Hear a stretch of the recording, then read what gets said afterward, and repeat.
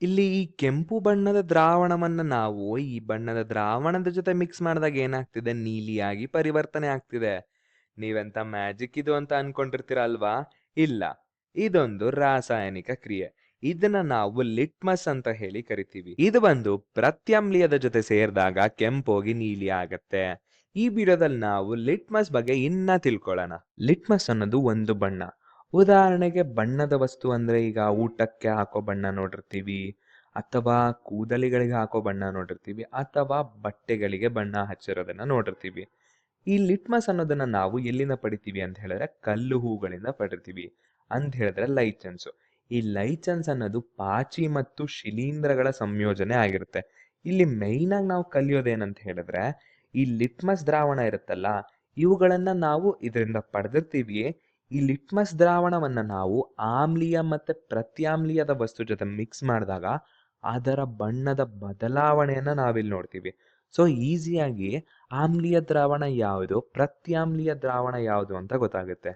ಇದರೊಟ್ಟಿಗೆ ನಮಿಗೊಂದು ಗೊತ್ತಲ್ಲ ಏನಾ ವಿಚಾರ ಅಂತ ಹೇಳಿದ್ರೆ, ಆಮ್ಲವು ಹುಳಿಯಾದ ರುಚಿಯನ್ನು ಹೊಂದಿರುತ್ತದೆ ಅಂತ ಹೇಳಿದ್ರೆ, ಈಗ ನಿಂಬೆ ಹಣ್ಣು ಮತ್ತೆ ಕಿತ್ತಳೆ ಹಣ್ಣಿನ ರಸ ನೋಡಿರ್ಬೋದು.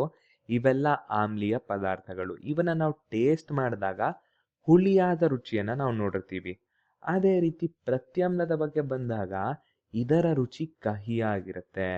ಈಗ ಹಾಗಲಕಾಯಿ ನೋಡಿರ್ಬೋದು, ಅಥವಾ ಪಾಲಕ್ ನೋಡಿರ್ಬೋದು, ಅಥವಾ ಹಸಿರು ತರಕಾರಿ ನೋಡಿರ್ಬೋದು.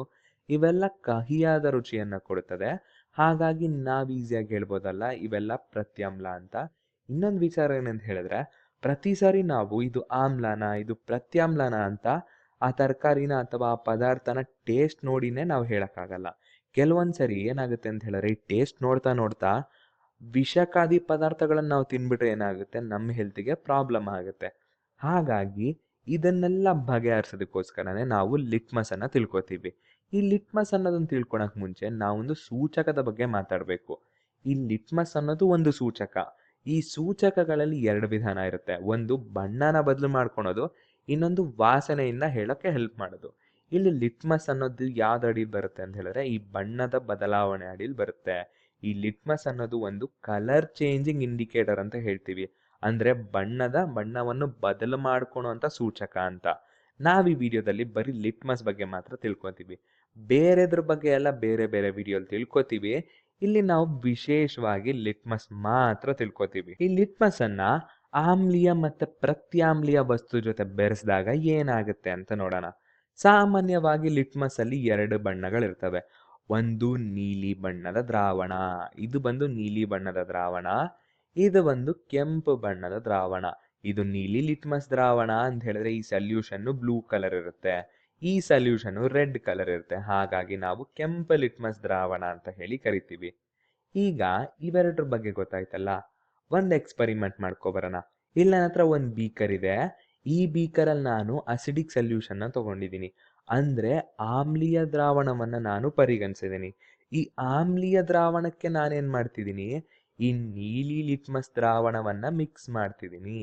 ಈ ರೀತಿ ನೀಲಿ ಲಿಟ್ಮಸ್ ದ್ರಾವಣವನ್ನ ಮಿಕ್ಸ್ ಮಾಡಿದಾಗ ಏನಾಗ್ತಿದೆ, ಕೆಂಪಾಗಿ ಪರಿವರ್ತನೆ ಆಗ್ತಿದೆ. ಹೌದಲ್ವಾ? ಈ ನೀಲಿ ಲಿಟ್ಮಸ್ ದ್ರಾವಣವನ್ನ ನಾವು ಆಮ್ಲೀಯ ದ್ರಾವಣಕ್ಕೆ ಮಿಕ್ಸ್ ಮಾಡಿದಾಗ ಬಂದು ಕೆಂಪಾಗ್ತಿದೆ. ಹೌದು ತಾನೇ?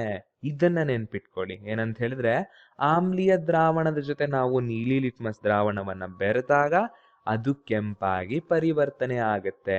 ಅದೇ ತರ ಮತ್ತೊಂದ್ಸರಿ ಬೀಕರಲ್ಲಿ ನಾ ಏನ್ ಮಾಡ್ತೀನಿ, ಪ್ರತ್ಯಾಮ್ಲೀಯ ದ್ರಾವಣವನ್ನ ತಗೋತೀನಿ. ಈ ಪ್ರತ್ಯಾಮ್ಲೀಯ ದ್ರಾವಣಕ್ಕೆ ನಾನು ಕೆಂಪು ಲಿಟ್ಮಸ್ ದ್ರಾವಣವನ್ನ ಬೆರೆಸಿದಾಗ ಏನಾಗುತ್ತೆ, ನೀಲಿಯಾಗಿ ಪರಿವರ್ತನೆ ಆಗ್ತಿದೆ. ಹೌದಲ್ವಾ? ಇದು ಕೆಂಪು ಲಿಟ್ಮಸ್ ದ್ರಾವಣ.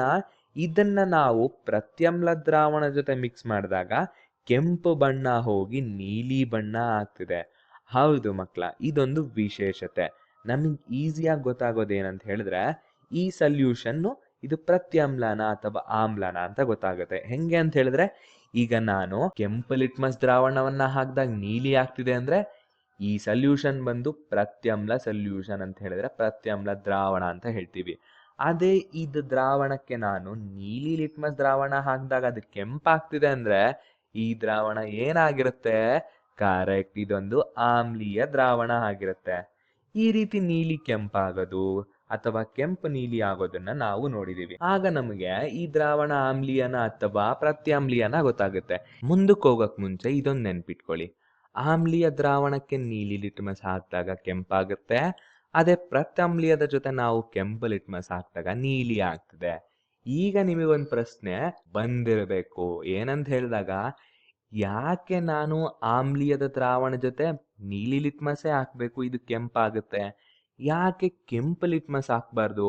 ಅದೇ ತರ ಪ್ರತ್ಯಾಮ್ಲೀಯದ ದ್ರಾವಣ ಜೊತೆ ಯಾಕೆ ನಾನು ಕೆಂಪು ಲಿಟ್ಮಸ್ಸೇ ಹಾಕ್ಬೇಕು, ಯಾಕೆ ನೀಲಿ ಲಿಟ್ಮಸ್ ಹಾಕ್ಬಾರ್ದು ಅನ್ನೋ ಒಂದು ಡೌಟ್ ಬಂದಿರುತ್ತೆ, ಹೌದಲ್ವಾ? ಇದನ್ನ ನಾನು ಇಲ್ಲಿ ತೋರಿಸ್ಕೊಡ್ತೀನಿ. ಆಮ್ಲೀಯ ದ್ರಾವಣಕ್ಕೆ ನೀಲಿ ಕೆಂಪಾಗುತ್ತೆ ಅಂತ ಗೊತ್ತಿದೆ.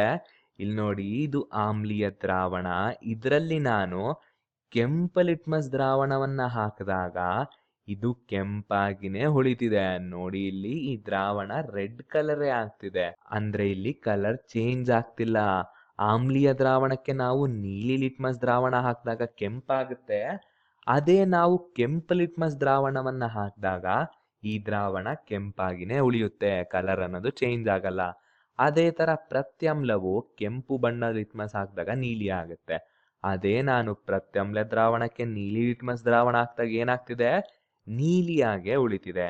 ಹಾಗಾಗಿ ನಾವು ನೀಲಿ ಲಿಟ್ಮಸ್ ದ್ರಾವಣವನ್ನ ಪ್ರತ್ಯಾಮ್ಲಕ್ಕೆ ನಾವು ಹಾಕೋದಿಲ್ಲ. ಹಾಕಿದ್ರೆ ಅದು ಕಲರ್ ಹಂಗೆ ಇರುತ್ತೆ ಅಂತ ಆಯ್ತು. ಈಗ ಸ್ವಲ್ಪ ಕನ್ಫ್ಯೂಸ್ ಆಗಿರುತ್ತಲ್ವಾ? ಯಾಕಂತ ಹೇಳಿದ್ರೆ, ಈಗ ಒಂದು ದ್ರಾವಣಕ್ಕೆ ನಾನು ನೀಲಿ ಹಾಕ್ತಿದೀನಿ ಅಂತ ಹೇಳಿದ್ರೆ ಕಲರೇ ಚೇಂಜ್ ಆಗ್ತಿಲ್ಲ, ನೀಲಿಯಾಗೆ ಉಳಿತಿದೆ. ರೆಡ್ ಹಾಕ್ತಿದೀನಿ ಅಂದ್ರೆ ರೆಡ್ ಆಗೇ ಉಳಿತಿದೆ. ಈ ಕನ್ಫ್ಯೂಷನ್ ಹೋಗಕ್ಕೆ ನಾನೊಂದು ಎಕ್ಸ್ಪೆರಿಮೆಂಟ್ ಮಾಡಿ ತೋರಿಸ್ತೀನಿ. ಈಗ ನಾನು 2 ಬೀಕರಲ್ಲಿ, ಒಂದ್ರಲ್ಲಿ ನೀಲಿ ಲಿಟ್ಮಸ್ ದ್ರಾವಣ, ಒಂದಲ್ಲಿ ಕೆಂಪು ಲಿಟ್ಮಸ್ ದ್ರಾವಣವನ್ನ ತಗೊಂಡಿದ್ದೀನಿ. ನಮಗೆ ನಿಂಬೆ ರಸ ಅನ್ನೋದು ಒಂದು ಆಮ್ಲೀಯ ದ್ರಾವಣ ಅಂತ ಗೊತ್ತು. ನಾವಿದನ್ನ ನೀಲಿ ಲಿಟ್ಮಸ್ ದ್ರಾವಣಕ್ಕೆ ಹಾಕಿದಾಗ ನೋಡಿ ಬಣ್ಣ ಚೇಂಜ್ ಆಗಿದೆ. ಅದೇ ಕೆಂಪು ಲಿಟ್ಮಸ್ ದ್ರಾವಣಕ್ಕೆ ನಾವು ನಿಂಬೆ ರಸ ಹಾಕ್ತಿದ್ದಾಗ ಕಲರ್ ಅನ್ನೋದು ಚೇಂಜ್ ಆಗ್ತಿಲ್ಲ. ಹಾಗಾಗಿ ನಮಗೇನು ಕನ್ಫರ್ಮ್ ಆಯಿತು, ನೀಲಿ ಲಿಟ್ಮಸ್ ದ್ರಾವಣವನ್ನ ನಾವು ಅಸಿಡಿಕ್ ಕಂಟೆಂಟ್ ಇರೋ ಲಿಕ್ವಿಡ್ ಸೊಲ್ಯೂಷನ್ಗೆ ಹಾಕಿದಾಗ ಕಲರ್ ಚೇಂಜ್ ಆಗುತ್ತೆ. ಅದೇ ಕೆಂಪು ಲಿಟ್ಮಸ್ ದ್ರಾವಣವನ್ನ ಹಾಕಿದಾಗ ಚೇಂಜ್ ಆಗಲ್ಲ. ಇದರೊಟ್ಟಿಗೆ ನಾವೊಂದು ಹೇಳ, ಈಗ ನಾವಿಷ್ಟೊತ್ತು ಕಲ್ತಿದ್ದೇನು, ಒಂದು ಆಮ್ಲೀಯ ದ್ರಾವಣ ಅಥವಾ ಪ್ರತ್ಯಾಮ್ಲೀಯ ದ್ರಾವಣಕ್ಕೆ ನಾವು ಲಿಟ್ಮಸ್ ಅನ್ನ ಬೆರೆಸ್ತಿದ್ವಿ, ಅದು ಬಣ್ಣ ಚೇಂಜ್ ಆಗ್ತಿತ್ತು. ಈಗ ನಾವೊಂದು ಸೊಲ್ಯೂಷನ್ ತಗೋಬೇಕು, ಒಂದು ದ್ರಾವಣ. ಎಂಥದ್ದು ಅಂದ್ರೆ ಅದು ಆಮ್ಲೀಯ ದ್ರಾವಣನೂ ಅಲ್ಲ, ಪ್ರತ್ಯಾಮ್ಲೀಯ ದ್ರಾವಣನೂ ಅಲ್ಲ. ಯಾವ ದ್ರಾವಣ ತಗೋತೀರಾ ನೀವು? ಹಾಗಾದ್ರೆ ಗೆಸ್ ಮಾಡಿ. ಕರೆಕ್ಟ್, ನಾವು ನೀರನ್ನ ಪರಿಗಣಿಸ್ತೀವಿ. ನಮಗ್ ಗೊತ್ತು, ನೀರು ಅನ್ನೋದು ಆಮ್ಲೀಯ ದ್ರಾವಣನೂ ಅಲ್ಲ, ಪ್ರತ್ಯಾಮ್ಲೀಯ ದ್ರಾವಣನೂ ಅಲ್ಲ. ನೀರು ಅನ್ನೋದೊಂದು ತಟಸ್ಥ ದ್ರಾವಣ. ಈಗ ನೀವೇನ್ ಮಾಡ್ಬೇಕಂದ್ರೆ, ವಿಡಿಯೋ ಪಾಸ್ ಮಾಡಿ ನೀರಿಗೆ ನಾನು ಲಿಟ್ಮಸ್ ದ್ರಾವಣವನ್ನ ಹಾಕಿದಾಗ ಏನಾಗುತ್ತೆ ಅಂತ ನೀವು ಗೆಸ್ ಮಾಡಬೇಕು. ನೋಡಿ ನೋಡಿ, ನಾನೀಗ ಕೆಂಪು ಲಿಟ್ಮಸ್ ದ್ರಾವಣವನ್ನ ಹಾಕ್ತಿದ್ದೀನಿ ನೀರಿಗೆ, ಬಣ್ಣ ಚೇಂಜ್ ಆಗ್ತಿಲ್ಲ. ಇನ್ನೊಂಚೂರು ಹಾಕಿದ್ರು ಬಣ್ಣ ಚೇಂಜ್ ಆಗ್ತಾನೆ ಇಲ್ಲ. ಅದೇ ತರ ನೀಲಿ ಲಿಟ್ಮಸ್ ದ್ರಾವಣ ಹಾಕ್ದಾಗ್ಲೂ ನೀರಿಗೆ ಬಣ್ಣದ ಬದಲಾವಣೆ ಇಲ್ಲ. ನೀಲಿ ಬಣ್ಣ ಹಾಗೆ ಉಳ್ಕೊಂತಿದೆ, ಇಲ್ಲಿ ಕೆಂಪು ಬಣ್ಣ ಹಾಗೆ ಉಳ್ಕೋತಿದೆ. ಹಾಗಾದ್ರೆ ನಾವ್ ಹೇಳ್ಬೋದಲ್ಲ, ನೀರನ್ನೋದು ಆಮ್ಲೀಯ ದ್ರಾವಣನೂ ಅಲ್ಲ, ಪ್ರತ್ಯಾಮ್ಲೀಯ ದ್ರಾವಣನೂ ಅಲ್ಲ, ಇದೊಂದು ತಟಸ್ಥ ದ್ರಾವಣ ಅಂತ ಆಯ್ತು. ಇಲ್ಲಿ ತನಕ ನಾವೇನೇನ್ ನೋಡಿದ್ವಿ, ಆಮ್ಲೀಯ ದ್ರಾವಣಕ್ಕೆ ನಾವು ಲಿಟ್ಮಸ್ ಅನ್ನು ಹಾಕಿದಾಗ, ನೀಲಿ ಲಿಟ್ಮಸ್ ಹಾಕಿದಾಗ ಕೆಂಪಾಗಿ ಕನ್ವರ್ಟ್ ಆಗ್ತಿದೆ. ಮತ್ತೆ ನಾವು ಕೆಂಪು ಲಿಟ್ಮಸ್ ಸೊಲ್ಯೂಷನ್ ಅನ್ನೇ ಆಮ್ಲೀಯ ದ್ರಾವಣಕ್ಕೆ ಹಾಕಿದಾಗ ಬಣ್ಣ ಚೇಂಜ್ ಆಗ್ತಿಲ್ಲ. ಅದೇ ತರ ಪ್ರತ್ಯಾಮ್ಲೀಯ ದ್ರಾವಣಕ್ಕೆ ನಾವು ಕೆಂಪು ಲಿಟ್ಮಸ್ ಹಾಕಿದಾಗ ನೀಲಿ ಆಗ್ತಿದೆ. ನೀಲಿ ಲಿಟ್ಮಸ್ ಅನ್ನೇ ನಾವು ಪ್ರತ್ಯಾಮ್ಲೀಯ ದ್ರಾವಣಕ್ಕೆ ಹಾಕಿದಾಗ ಬಣ್ಣ ಬದಲಾಗ್ತಿಲ್ಲ. ಅದೇ ತರ ತಟಸ್ಥ ದ್ರಾವಣಕ್ಕೆ ಬಣ್ಣ ಬದಲಾವಣೆ ಇಲ್ಲ. ಕೆಂಪು ಅನ್ನೋದು ಕೆಂಪಾಗಿನೇ ಉಳಿಯುತ್ತೆ, ನೀಲಿ ಅನ್ನೋದು ನೀಲಿಯಾಗಿನೇ ಉಳಿಯುತ್ತೆ. ಇದರೊಟ್ಟಿಗೆ ನಾವು ಒಂದು ಪ್ರಶ್ನೆ ಸಾಲ್ವ್ ಮಾಡನ್ವಾ? ದ್ರಾವಣಕ್ಕೆ ನೀಲಿ ಲಿಟ್ಮಸ್ ಸೇರಿಸಿದಾಗ ಯಾವುದೇ ಬಣ್ಣದ ಬದಲಾವಣೆ ಕಂಡು ಬರುವುದಿಲ್ಲ. ಹಾಗಾದರೆ ದ್ರಾವಣ ಏನಾಗಿರ್ಬಹುದು ಯೋಚನೆ ಮಾಡಿ ಮಕ್ಳ. ಇಲ್ಲಿ ನೀಲಿ ಲಿಟ್ಮಸ್ ನಾನು ಹಾಕಿದೀನಿ ಅಂತ ಆದ್ರೆ ಯಾವುದೇ ಬಣ್ಣ ಬದಲಾವಣೆ ಇಲ್ಲ. ಇದು ತಟಸ್ಥ ದ್ರಾವಣ ಆಗಿರುತ್ತೆ. ಯಾಕಂತ ಹೇಳಿದ್ರೆ, ತಟಸ್ಥ ದ್ರಾವಣಕ್ಕೆ ನೀರು ಹಾಕಿದಾಗ, ಅಂದ್ರೆ ನೀಲಿ ಲಿಟ್ಮಸ್ ಹಾಕಿದಾಗ ಅದರಲ್ಲಿ ಬಣ್ಣದ ಬದಲಾವಣೆ ಕಾಣಿಸೋದಿಲ್ಲ. ಮತ್ತೊಂದೇನಾಗಿರ್ಬೋದು ಗೆಸ್ ಮಾಡಿ. ಕರೆಕ್ಟ್, ಅದೊಂದು ಪ್ರತ್ಯಾಮ್ಲ.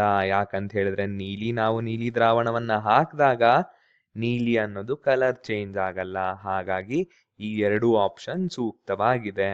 ಇದರೊಟ್ಟಿಗೆ ಮತ್ತೊಂದು ವಿಶೇಷತೆ ಏನ್ ಗೊತ್ತಾ? Litmus paper. ಈ ಪೇಪರ್ನ ವಿಶೇಷತೆ ಏನು ಅಂತ ಹೇಳಿದ್ರೆ ಸಲ್ಯೂಷನ್ಗೂ ಪೇಪರ್ಗೂ ಏನೂ ಡಿಫ್ರೆನ್ಸ್ ಇಲ್ಲ. ಶಾಲೆಗಳ ಲ್ಯಾಬೊರೇಟರಿನಲ್ಲಿ ನಾವು ಯಥೇಚ್ಛವಾಗಿ ನಾವಿದನ್ನ ನೋಡ್ಬೋದು. ಈಗ ಪ್ರತ್ಯಮ್ಲೀಯ ದ್ರಾವಣಕ್ಕೆ ನಾನು ಕೆಂಪು ಲಿಟ್ಮಸ್ ಹಾಕಿದಾಗ ನೀಲಿ ಆಗ್ತಿದೆ. ಅದೇ ತರ ನೀಲಿ ಲಿಟ್ಮಸ್ ಅನ್ನ ನಾನು ಆಮ್ಲೀಯ ದ್ರಾವಣಕ್ಕೆ ಹಾಕಿದಾಗ ಕೆಂಪಾಗ್ತಿದೆ. ಇಲ್ಲಿ ನಾವು ದ್ರಾವಣದ ಬದಲಿಗೆ ನಾವೇನ್ ಮಾಡ್ತಿದೀವಿ, ಪೇಪರ್ನ ತಗೊಂಡಿದೀವಿ. ಪೇಪರು ದ್ರಾವಣ ಎಲ್ಲ ಒಂದೇ. ಈ ಪೇಪರ್ ಅನ್ನೋದು ಈಸಿಯಾಗಿ ಸಿಗುತ್ತೆ, ದ್ರಾವಣ ಸ್ವಲ್ಪ ಕಾಸ್ಟ್ಲಿ ಅಂತ ಅನ್ಕೊಳ್ಳಿ. ಇಷ್ಟೇ, ಏನು ಡಿಫರೆನ್ಸ್ ಅನ್ನೋದಿಲ್ಲ. ಇದನ್ನ ನಾವು ಸಂಕ್ಷಿಪ್ತವಾಗಿ ನೋಡೋಣ. ಲಿಟ್ಮಸ್ ಅನ್ನೋದು ಒಂದು ಸೂಚಕ. ಎಂತ ಸೂಚಕ ಅಂದ್ರೆ ಬಣ್ಣವನ್ನು ಬದಲು ಮಾಡ್ಕೊಳೋಂಥ ಸೂಚಕ. ನಾವು ನೀಲಿ ಲಿಟ್ಮಸ್ ಹಾಕಿದಾಗ ಕೆಂಪಾಗಿ ಪರಿವರ್ತನೆ ಆಗ್ತಿದೆ ಅಂದ್ರೆ ಆ ದ್ರಾವಣ ಆಮ್ಲೀಯ ದ್ರಾವಣ. ಮತ್ತೆ ಕೆಂಪು ಲಿಟ್ಮಸ್ ಹಾಕಿದಾಗ ಅದು ನೀಲಿ ಆಗ್ತಿದೆ ಅಂದ್ರೆ ಅದು ಪ್ರತ್ಯಾಮ್ಲೀಯ ದ್ರಾವಣ. ಈಗ ಕಲರ್ ಚೇಂಜ್ ಆಗ್ತಿಲ್ಲ ಅಂತ ಆದ್ರೆ ಅದು ತಟಸ್ಥ ದ್ರಾವಣ ಅಂತ ಆಗುತ್ತೆ.